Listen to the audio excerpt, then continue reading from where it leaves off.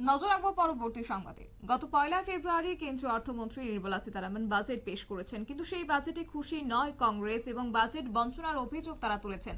আজকে এই নিয়ে সাংবাদিক সম্মেলনে মিলিত হয়েছেন কংগ্রেস নেতৃত্বরা। তারই মধ্যে উপস্থিত ছিলেন কংগ্রেসের নেতৃত্ব প্রবীর চক্রবর্তী সহ অন্যান্য কর্মী সমর্থকরা।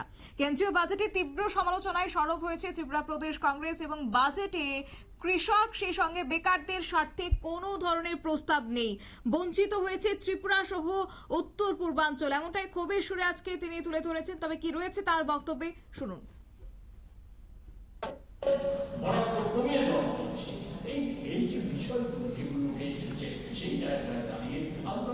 আমাদের রাজ্যের কথা যদি আমাদের রাজ্যের মুখ্যমন্ত্রী এই বাজেটকে বলেছেন ইউনিক বাজেট।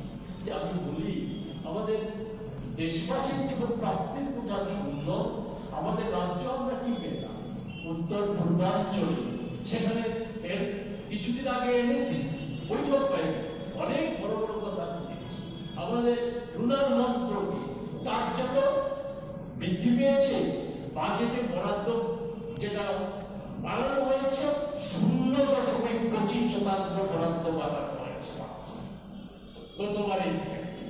সেই জায়গায় আসামে আপনারা দেখেছেন যে একটা বড় কারখানা সহ আসামের 3টা এডিসির ক্ষেত্রে 200 কোটি টাকা বরাদ্দ দিয়েছে। ভালো কথা, আমরা সাধুবাদ জানাই, সমর্থন করি। কিন্তু ত্রিপুরার এডিসি কি অপরাধ করেছে? ত্রিপুরা এডিসির জন্য তো 1টি টাকাও বরাদ্দ করেনি।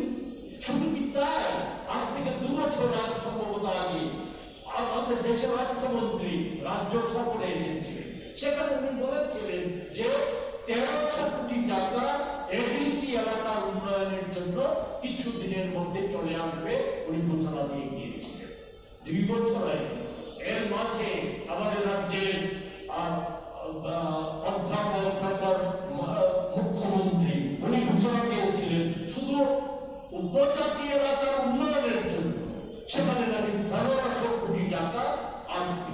আমাদের এডিসিতে এখন যারা পরিচালক বিজেপি সরকারের শরীর, সেই বিশুদ্ধ ত্রিপুরা কথা দল, ওরা তারা বলেছিল আর এই রাজ্যে আদিবাসীদের উন্নয়নের প্রশ্নে টাকার অভাব হবে না, কেন্দ্রীয় সরকার প্রভাব করে টাকা দেবে। কিন্তু এই বাজেটেও ত্রিপুরা এমন ভাবে উপেক্ষিত, 1টি টাকাও বরাদ্দ হয়নি। ত্রিপুরার দীর্ঘদিনের দাবি গ্যাস, পর্যাপ্ত গ্যাস আছে, একে ভিত্তি করে শিল্প কারখানা করা, বিশেষত আমাদের সার কারখানা করা, এগুলি সম্পর্কে 1টি শব্দ শোনা যাচ্ছে না। এই জায়গায় আমরা সবিশেষ যে কথাটা বলবো, এই অবস্থাটা যদি চলতে থাকে আমাদের দেশের কিছু কিছু মহৎ থেকে বলা হচ্ছে আমরা এই একটা সমাজ থেকে 250-300 বছর আগে আমাদের দেশের সেই সময়কার দেশেরই কিছু বিশ্বাসঘাতক মির্জাচিনরা ষড়যন্ত্র করে আমাদের দেশটাকে ইস্ট ইন্ডিয়া কোম্পানির হাতে লুট করার জন্য তুলে দিয়েছিল। যে আজকে যেভাবে বিজেপি বা বিশেষত মোদী এই বাজেটের মধ্য দিয়ে প্রমাণ করেছে যে ওনার আসল সত্তা হচ্ছে, আসল লক্ষ্য হচ্ছে আমাদের দেশের কর্পোরেট জগৎকে ধনী থেকে আরো ধনী করা। তার জন্য সরকারি ক্ষেত্রগুলি সহ ছাড় দেওয়া সহ করের বিন্যাস সহ সর্বক্ষেত্রে কর্পোরেটদের দূষণ করার নীতি অবলম্বন করা হচ্ছে।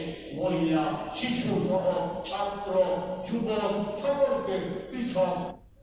আপনারা শুনলেন কংগ্রেস নেতা প্রবীর চক্রবর্তীর বক্তব্য এবং এই বাজেটকে কার্যত আখ্যা দিয়েছিলেন ইউনিটি বাজেট হিসেবে রাজ্যের মুখ্যমন্ত্রী। এবং সেটা যদি হয় তাহলে কেন সেক্ষেত্রে উত্তর পূর্বাঞ্চলকে বঞ্চিত রাখা হয়েছে, কেন ত্রিপুরার জন্য কিছু বরাদ্দ করা হয়নি, এমনটাও কার্যত আজকে ক্ষোভ উগরে দিয়েছেন এবং একই সঙ্গে রাজ্যের মুখ্যমন্ত্রীকেও কটাক্ষের কাঠগড়ায় দাঁড় করিয়েছেন।